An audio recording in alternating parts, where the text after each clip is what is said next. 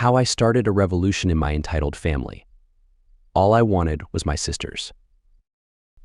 I am currently in custody of my two little sisters, Amy, who is 17, and Liza, who is 8, not their real names for obvious reasons. I am a 29 male, and we live in Australia. I am Potato, as that's what Liza calls me, and this is basically the story of how my family felt they were entitled to both of my sisters' bodies, and I wouldn't stand for that. I would like to warn anyone who has faced abuse in the past, as parts of their story may trigger some people, and to anyone who has faced abuse in the past, I do feel deeply sorry for you. The main part of the story takes place about a year ago. I'd moved out 6 years ago at the time and moved to another state for work and study. I was honestly really slack with keeping contact with my family, which is probably why this went on so long. When I do think back to the time before I moved out, I didn't treat Amy the best, and if I hadn't moved out and had so little contact with my family, I may have turned out just as entitled and as much of a horrible person. I came back to visit for a grandparent's birthday. After spending so long away, I spent the morning catching up with aunts, uncles, cousins, my parents of course, and Liza. Now this was actually the first time I'd really realized the oddities of my family. Perhaps it was the change in environment. A few of my roommates had little sisters and whatnot after all, but it was the first time I'd noticed how quiet the little girls of my family were. I guess I'd always just thought of Amy as shy and quiet, but my little cousins were so much the same: polite, shy, quiet, and obedient. Though at the time I brushed this off. After a few hours, I realized that Amy was nowhere to be seen all day. The party was at my parents' house, so this confused me, and I slipped inside to see if she was cooped up in her room like a lot of 16-yo would be, talking to friends or doing assessments. What I found is a memory that will haunt me forever. My oldest uncle on my father's side, laying over my sister, who was quite clearly in a lot of pain and struggling not to cry as he pinned her beneath him. I completely lost it, as any brother would, shouting at him to get off her and out of her room. I scared the hell out of both of them, but in that moment, I was honestly ready to kill my uncle. Amy was pretty messed up in the head when I tried consoling her. She was covered in scares, had a rash that I later found out was an allergic reaction. She was allergic to strawberries. She didn't speak and looked at me as if she expected for me to hurt her too. Her room was dimly lit, the blinds taped closed to her wall. All the things she'd had when I left were gone, leaving her bedroom feeling cold and empty, and to add insult to injury, she was a month pregnant. When I demanded an explanation from my parents, they paraphrasing said that it was my uncle's right, and my father simply pointed out one of my 11-yo cousins, sitting quietly with her parents, and told me to have fun. I stormed off back to Amy's room, quietly packed her a bag of necessities, and managed to sneak her out of the house and into my car before doing the same with Liza. Part of me wanted to get all my cousins out too, but my main focus was of Amy right now, who sat trembling in the back of my car. I drove them both to the closest police station to report what was happening. I'll skip most of the details of the legal battle that ensued, but my family did not take kindly to being outed for what they were doing. It was a tradition that spanned generations, and there shouldn't be anything wrong with tradition. Amy and Liza were put into temporary foster care. Amy was wrecked. To her, everyone could and would hurt her, and I got reports every few hours that she was having a panic attack. 3 of my uncles went to jail for a very long time. I got a fair bit of money out of a range of family members. Full custody of both Amy and Liza, no enforced visitation to their parents. My parents had to pay for any therapy costs, medication, and medical needs for both of them. My family was torn in two by this. Many of my aunts leaving their husbands with their children after finally having the courage to follow me. Uncles who had married into the family took their wives who had also been abused and cut off ties. I still keep in contact with these members of my family, and I'm grateful for their support and glad that my cousins are safer now.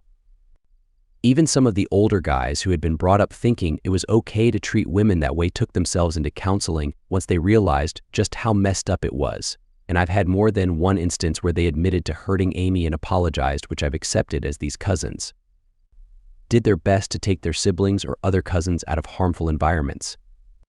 Now I do believe some part of the ruling protected the younger men of the family, provided they see some form of mental health professional, as they grew up thinking that this was all normal, so they didn't end up in jail, but did end up on some list of possible sex offenders. Not entirely sure there. No one is sure who fathered Amy's child, but she had her pregnancy terminated as we were told her physical and mental health would not cope with carrying a baby she ultimately would unlikely care for. She did consent at the time, and it was brought up by her psychologist once she was doing better, and she confirmed that she would have no love for the baby due to the circumstances which she fell pregnant. For 6 years, Amy had been physically, sexually, mentally, and emotionally abused in every way conceivable. This mostly came from my father's 4 brothers and brother-in-law, who married into the family. My parents both stood by and let this happen, offering no support for Amy. During the case, my uncles argued it was their birthright being born into their family, and it was simply Amy's rite of passage before she was married off to one of my uncle's mates at 18. They used her allergy as a form of torture and manipulation. Wanting her to be silent and obedient, they would press strawberries against her skin any time she said a word and force her to eat them when she stepped too far out of line. A lot of my aunts from my father's side admitted to enduring this treatment too, although most of them were lucky and didn't have allergies to exploit. I honestly can't even begin to explain everything that was wrong with Amy because of their behavior. Liza, for the most part, was okay. She needed a little therapy as she was being groomed into compliance and taught that what she would experience was normal, but Amy had completely shut down. It took 2 months before I could even get her speaking. She trusts me now, and we often sit down, and I let her talk and open up about whatever she feels comfortable to. Her stories often have me struggling to hold back tears while I comfort her. I did get Amy a service dog a few months ago, tailored towards the emotional support she needs on a regular basis. Lickety Split honestly is the goodest of good doggos. She knows exactly when she's needed and is a massive help when it comes to calming Amy's anxiety, especially in public. We've had more than one encounter with unrelated entitled parents thinking they or their kid deserves her dog more than her. Let me know if you want these stories published too, because I've seen people like to read about service dog related incidents, but anyone who does think that can honestly fight me. No one deserves her dog more than her. On one occasion, one of my aunts, her husband went to jail, tried taking Lickety Split because their money paid for her. I told her if she ever comes near my property again, I would call the police as there was a restraining order against her towards both my sisters.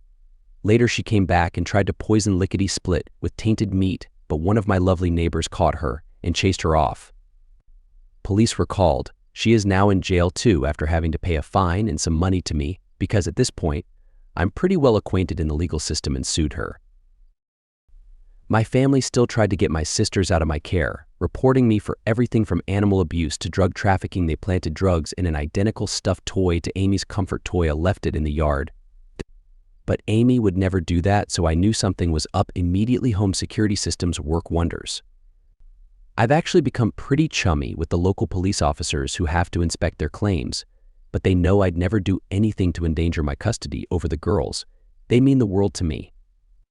I will admit, though, I have done things to hurt me bond with them, yelling when stressed and throwing things from time to time, but I'm not perfect, and Amy has told me that although these moments do scare her, she doesn't feel endangered being near me when they happen. I also spoil them a little when they do happen. Now, the reason this ended on Ada is because a few weeks ago my mother contacted me saying she wanted to talk. I was hesitant, but agreed, and we met up in the next town over no way I could be followed home. My mother explained how she was in the process of divorcing my father, and she wanted to have a relationship with me and my sisters, with emphasis on mending her bond with Amy, who had not called her mom in years. She explained how she was pressured into the marriage after she gotten pregnant with me and never wanted that life for her daughters. I flat out told her no, something several members of my family disagreed with, as she could have done literally anything to support Amy emotionally with what was happened, done anything to make her feel better or more secure with what was happening to her, but instead she was shunned and isolated. Except for when she was needed to cook, clean, or provide some sort of service to the family, even going as far as to berate her whenever she did try to confide in my mom that she was in pain or scared. Amy was well past her breaking point when I took her and had even planned on killing herself less than a week after my visit. My mother argued that she had the same right as the other members of my family who had left and had contact with my sisters, but I told her it was because they were doing it to protect their children and themselves. They didn't wait a year after losing custody to try and fight for them, and I really don't even need to give a reason. I have custody and she does not. Members of Ada convinced me that when Amy is in a better place mentally and Liza is older, I bring it up with them, leave the decision in their hands. I've been told Amy will be a dependent well after she turns 18. Her mind just doesn't function properly, so there is no risk of her mother getting into contact behind my back even when she's an adult. And while Amy does have a phone and a computer, she doesn't have any social media, as she doesn't want any chance of her family trying to contact her, as they've threatened her with many forms of torture in the past. This story doesn't have a slam dunk ending. I have my sisters and they're in a safe environment where they'll get to grow up as kids. Amy is getting the help she needs and is slowly making her way out of tower she built to protect herself in the only way she could, but she knows there isn't a rush to come out. I'll work with her at the pace she sets. She's still discovering her own interests, but quite like just reading a book with a form of fruity tea. She also has a small collection of stuffed animals, mostly Build-A-Bear, that she adores and takes one with her everywhere. She's sensitive to texture, so the feeling is a comfort for her. And once a week we sit down to try to find older bears she likes. We only have 3 Build-A-Bears on her wish list, and honestly, I've loved helping Amy discover herself. She lost a lot of her ability to think and feel for herself during this time, and watching her find her favorite book genre or her favorite types of music is a great feeling. Knowing how far she's come, and I live for the days she actually manages a smile. I'd be willing to answer most questions, so if you want to know anything, just ask, as I want to bring awareness that these things are still happening to other kids, but obviously some things I'd rather keep to myself for the girls' sake. TL Drive, entitled Family Feel They Have a Right to Do What They Want with My Little Sister Bodies. After I get custody, Mother believes she still has a right to see them. Edit. First off, thanks for the awards, it means a lot, and thank you for everyone offering your kind words and support.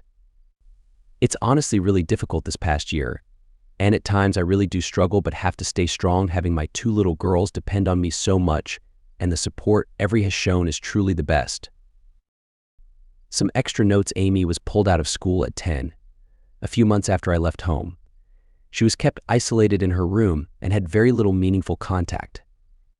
Also, I'm not going to share a photo of Lickety Split, as she is a very recognizable dog, and not everyone who has contact with Amy and her dog know the full story, so I'd rather not draw in links between this story and her real day-to-day life, as she struggles with it enough. Edit 2. Wow, this blew up overnight. Thank you for all the awards, and sorry if I don't get back to some people. Also, I'm meeting back up with my mother later today to talk to her about the possibility of seeing the girls in the future, once Amy is a lot more stable and Liza is old enough to understand what I saved her from, and the decision will be entirely theirs. Edit 3. Answering the commonly asked questions to save myself repeating. Yes, I was groomed to, but much differently. I was taught I could treat the woman in my family how I wanted, but I was never really a violent person and sexually driven. I was a jerk, and although I have anger issues at times, taking it out on other people is not something I ever saw effective. My focuses were more on my studying. Some of the other men in my family were the same and were never really abusive. Unfortunately, it never really clicked in my head that if I was being taught that, what were they teaching my sisters behind my back? I blame myself fully because of how long Amy suffered, and do my best to make amends for it by showing her love no one else cared to do. I am in therapy too. I work closely with my Amy's therapist too, so don't worry about my mental well-being. I'm looking after me too. And for those mentioning BS because I didn't go into detail about all the legal detail, I would go days on just a few hours of sleep during the whole legal battle, because I would be looking into every detail I could to know how to help my sisters. Most of it is a messy blur. I also didn't feel many people would care to listen, and I had to chop loads out of my story and still had people saying it was too long. The story is unbelievable. I get that. I wouldn't want to believe it either. You don't need to say it though. Just downvote and move along. I don't care what you choose to believe. Amy was pulled out under the premise that she was being homeschooled. I'm not sure how it worked from there.